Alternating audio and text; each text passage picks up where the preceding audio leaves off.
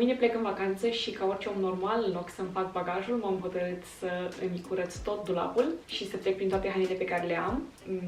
Da. În procesul de a-mi curăța dulapul am dat peste foarte multe haine pe care nu le-am purtat decât maxim o singură dată și haine pe care mi-am dat seama că regret că le-am cumpărat, ceea ce m-a făcut să mă întreb de ce le-am cumpărat mai exact, care a fost procesul mental din spatele deciziei de a le lua și am ajuns la concluzia că de-a lungul timpului, atunci când mi-am luat haine, am făcut 4 greșeli majore pe care vreau să le împărtășesc cu voi în speranța că poate voi nu o să le faceți și în speranța că poate spunându-le cu voce tare o să-mi fie și mie mai ușor să nu le repet în viitor, pentru că chiar încerc să evoluez din punctul ăsta de vedere și vreau să fiu puțin mai mindful când vine vorba de hainele pe care mi le iau și hainele pe care le port. Așa că hai să trecem acum prin toate hainele pe care regret că le-am cumpărat și de ce mai exact regret că am făcut-o. Greșeala numărul 1. Mi-am luat haine pentru un eu care nu exista și nu există. Și ce vreau să spun prin asta? Mi-am luat haine care nu îmi veneau foarte bine la momentul la care le-am cumpărat, sperând că într-un viitor o să se așeze perfect. Practic le-am luat pentru o Mara care nu a existat și nu va exista niciodată. Am dat o tonă de bani pe această pereche de Levi's, pe care nici măcar nu pot să închid. Am trecut de primul nasure, de ce ceva? Nu merge mai sus atât. Așa arată închiși până sus. Cred că dacă mă așez în ei, fie o să-mi strivesc toate organele interne, fie se vor rupe. Dar cum blugii Levi's de obicei sunt de o foarte bună calitate, am impresia că organele mele sunt cele care o să aibă de suferit. Așa că nu o să încerc. De fapt, vreau să testez chestia asta.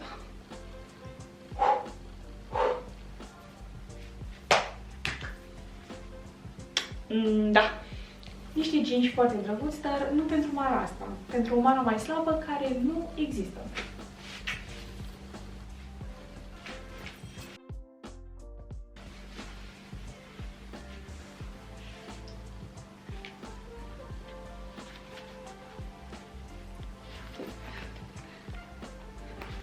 One eternity later. Același lucru poate fi spus și despre perechea asta. Abia pot să respir.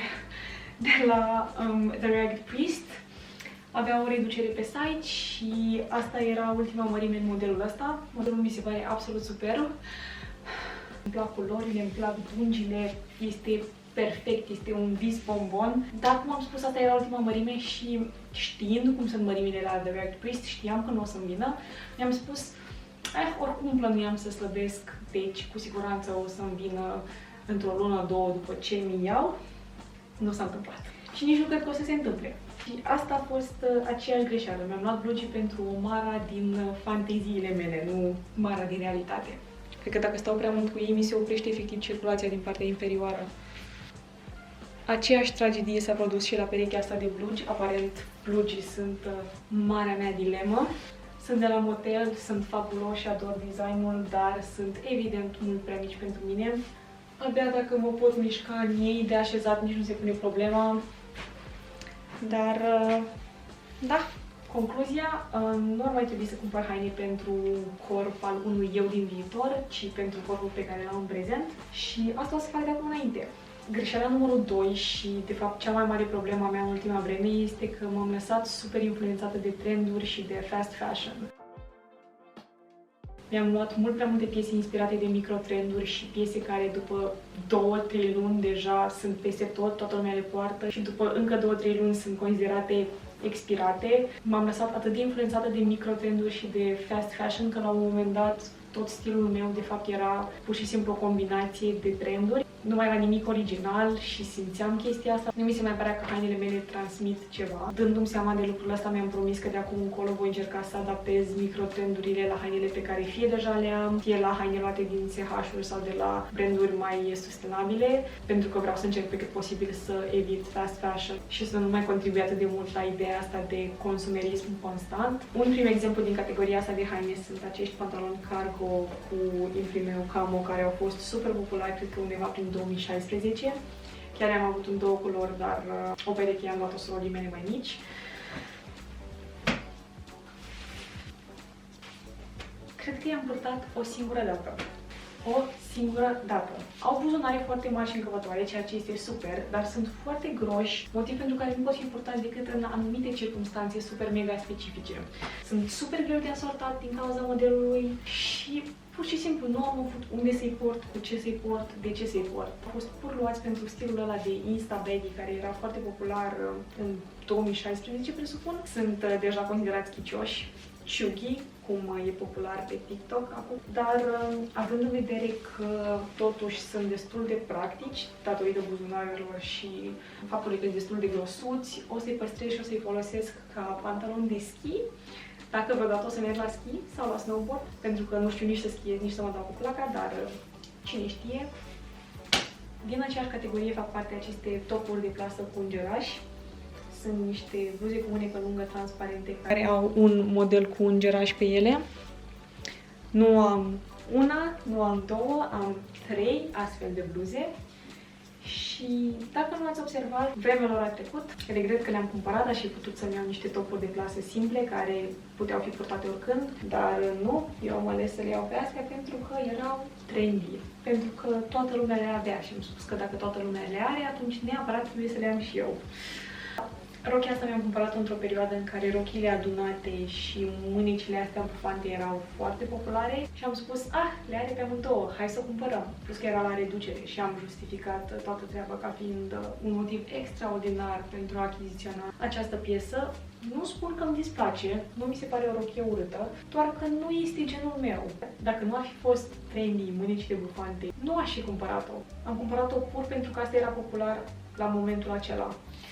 Nici măcar nu am purtat rochia asta undeva, nu am purtat-o nicăieri, pentru că am alte rochii care îmi plac mai mult și pentru că nu mi se pare că am avut până acum niciun eveniment la care se potrivea. Plus că are modelul ăsta cu buline și are și volănașul ăsta pe mijloc, pe lângă mânecile bufante și pe lângă faptul că este adunat, adică e foarte mult. Este foarte, foarte mult. Nu știu ce a fost în capul meu când am luat-o, regret decizia, dar o să încerc să o fac să funcționeze cumva și o să încerc chiar să o port pentru că nu e chiar atât de rău, nu? Nu?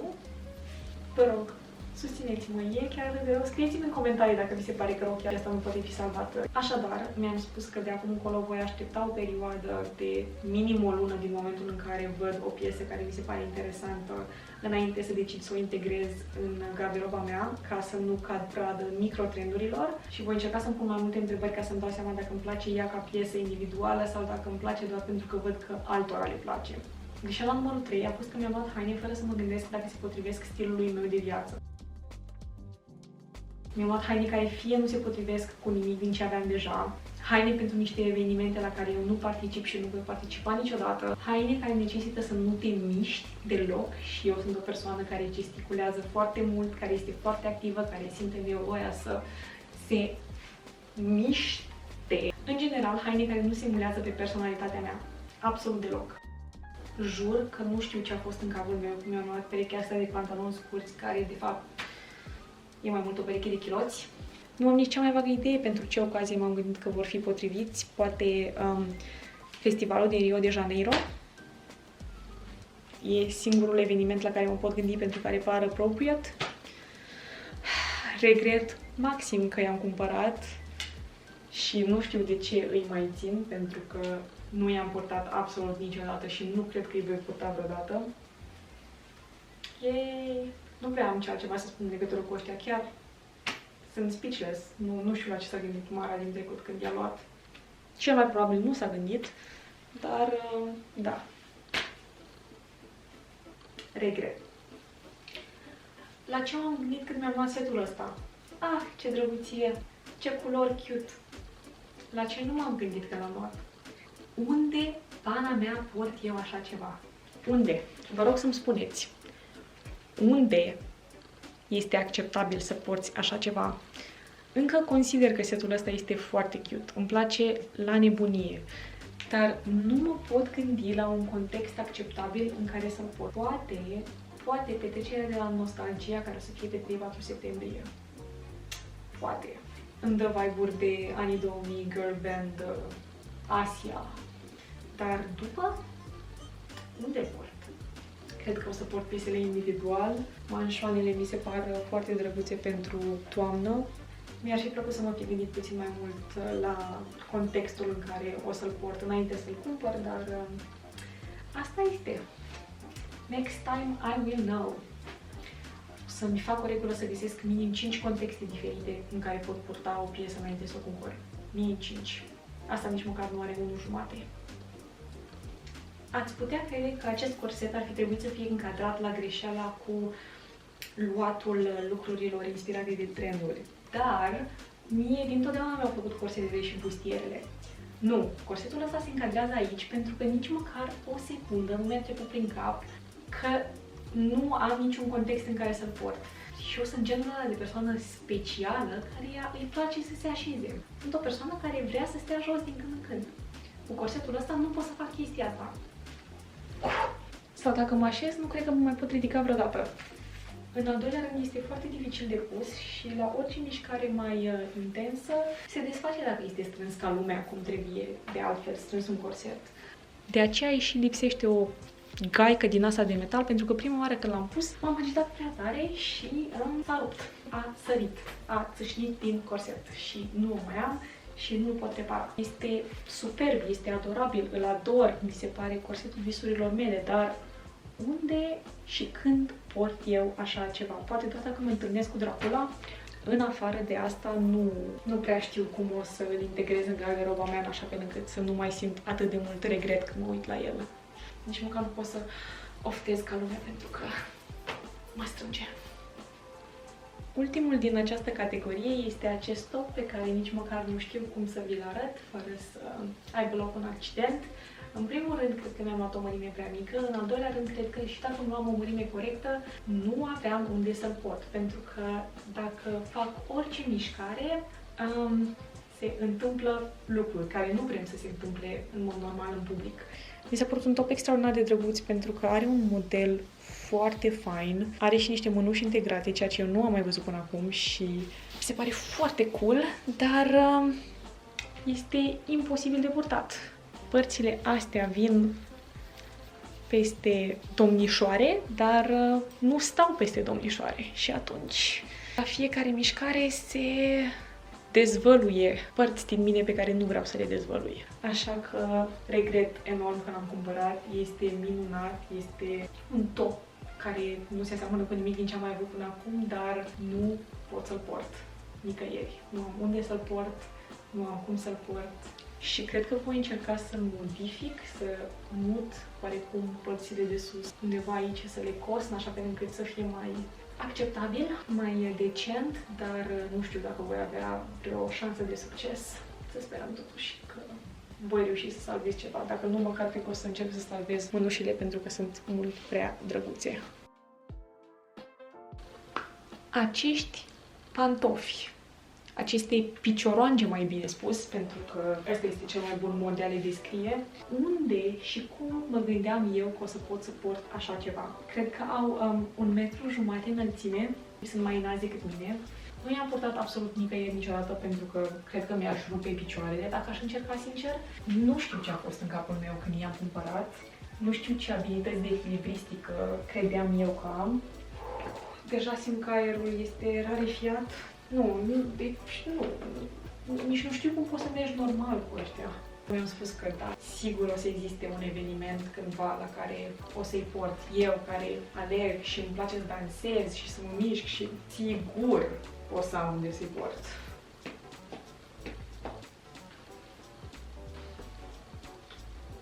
Puțină echilibristică. A patra și ultima greșeală pe care am făcut-o a fost să-mi iau haine care arătau extraordinar pe manechine sau pe modele, fără să conștientizez că modelele sau manechinele pe care le vedeam aveau o conformație complet diferită de a mea, deci hainele nu ar fi arătat la fel pe mine cum arătau pe ele. Nu are rost să spun că oricât am încercat, nu am reușit să le fac să arate cum arătau în poze sau în filmulețe sau pe website-uri și am fost profund dezamăgită. Pusta asta îmi place mult, chiar îmi place mult și chiar o să o port de mai multe ori, dar regret totuși că am cumpărat-o pentru că am cumpărat-o crezând că o să fie altfel pe mine. Am cumpărat-o crezând că o să fie mai scurtă pentru că modelul care o purta avea picioarele mult mai lungi și nu am luat asta în considerare și mi se pare că comparativ cu alte fuste mai scurte pe care le-am, mă face să puțin scundă, dar e o fustă drăguță. Să spunem că nu o regret atât de mult ca celelalte, deși există o ușoară urmă de regret acolo în spate și am simțit că este necesar să o încadrez aici. Am merilați și șorturile înguste și nu prea am o talie și rochia asta nu face nimic pentru mine. Mi se pare că arăt ca o cutie. Evident, arăta extraordinar de bine pe manechin, dar eu nu sunt un manechin, sunt un om. Și pentru acest om, această rochie nu este foarte potrivită. Am purtat-o o singură dată și am purtat-o cu un fel de corset care mi-a accentuat puțin talia, dar așa pe cont propriu nu mă simt foarte, I don't know, snatched în ea, așa că nu este rochia mea favorită, nu întind mâna după ea, nu știu, se putea mai bine, se putea mai bine. Îmi place culoarea totuși, e foarte drăguță și mi se pare că se potrivește cu părul meu, dar așa per total nu e genul meu. Dacă aș fi arătat cum arăta pe model, da, clar, mi-ar fi plăcut. Dar, din nou, stă complet diferit pe mine față de cum stătea pe el. Nu știu, poate să găsesc niște modalități totuși de a purta-o cu niște ciocate, cu niște cizme mai lungi și o jachetă sau poate îndesc partea de jos într-o fustă și o fac să pară o bluză mulată. I don't know. O să mă mai gândesc. Ultima piesă pe care vă arăt este rochia asta, care se încadrează oarecum în toate categoriile menționate anterior. Efectiv, am făcut toate greșelile posibile când mi-am cumpărat-o. M-am inspirat din trenduri pentru că am luat-o după ce am văzut-o pe TikTok și este de la Zara, care newsflash este un brand fast fashion. Prin TikTok era portată de o fată cu un corp tip clepsidră pe care stătea extraordinar. Evident, eu nu am un corp tip clepsidră și nu stă deloc la fel pe mine. Este foarte scurtă și are tipul ăsta de decolteu în care se văd foarte multe dacă te agiți și, cum am spus mai devreme, eu mă agit. Sunt o persoană agitată, sunt o persoană care îi place să danseze și asta este o rochie de party, deci dacă aș putea la o petrecere se presupune că aș dansa, nu prea aș putea să mă mișc foarte mult în ea, nu prea am libertate de mișcare, nu m-aș simți foarte confortabil și rochia, în varianta ei originală, avea bretelele venind paralel pe spate și prinse aici. Și era foarte joasă. Venea undeva cam aici, partea de sus. Așa că a trebuit să tai bretelele și să le înot la spate ca să pot ridica toată treaba, să nu am niciun accident. Per total, rochia asta a fost o decizie foarte proastă. Voi încerca să o port pentru că îmi place modelul foarte mult, îmi place culoarea foarte mult, dar nu a fost făcută pentru mine. Clar nu a fost făcută pentru mine. Și ar fi trebuit să mă gândesc la chestia asta înainte să o cumpăr după ce am văzut-o doar pe TikTok. Așadar, de acum înainte o să încerc să mă gândesc la toate problemele astea înainte să îmi achiziționez noi piese pentru garderobă. O să încerc să mă asigur că lucrurile pe care mi le iau pot fi purtate în diferite contexte și că se potrivesc cu lucruri pe care deja le dețin. O să încerc să mă orientez către haine care sunt făcute pentru conformația mea și care m-ar avantaja. O să fac tot posibilul să nu mă las influențată de trenduri și ca să fac asta atunci când îmi place ceva care este considerat trendy, o să-mi acord o perioadă de probă, să spunem, o lună, 2, 3, în care nu cumpăr haina aia, o țin într-un wishlist imaginar, să spunem, sau chiar un wishlist pe telefon sau pe laptop. Dacă după 3 luni încă mi se mai pare că este ceva ce mi s-ar potrivi mie și nu doar ceva ce mi se pare drăguț pentru că este trendy, atunci o să o iau. Și nu în ultimul rând o să mă gândesc dacă hainele pe care mi le iau se potrivesc stilului meu de viață, dacă sunt destul de confortabile, dacă îmi permit să mă mișc, dacă sunt haine pe care aș avea unde să le port, când să le port, cu cine să le port, pentru că dacă nu, pur și simplu o să-mi umplu dulapul de haine care nu o să vadă niciodată lumina zilei și o să mirosesc banii. Și vă încurajez și pe voi să vă setați un fel de limite, de reguli care să vă ajute să fiți mai mindful atunci când vă cumpărați haine, în așa fel încât fiecare piesă pe care vă luați să fie o piesă pe care cu siguranță o să purtați de 30, 40, 50 de ori, pe care o puteți integra ușor în outfit-uri și care să nu ajungă aruncată în fundul unui sertar sau în spatele unui raft după 2 săptămâni de purtat. Sper din tot sufletul că videoul ăsta vi s-a părut folositor și că împreună vom învăța să facem alegeri vestimentare mai bune și mai sustenabile și ne vedem data viitoare!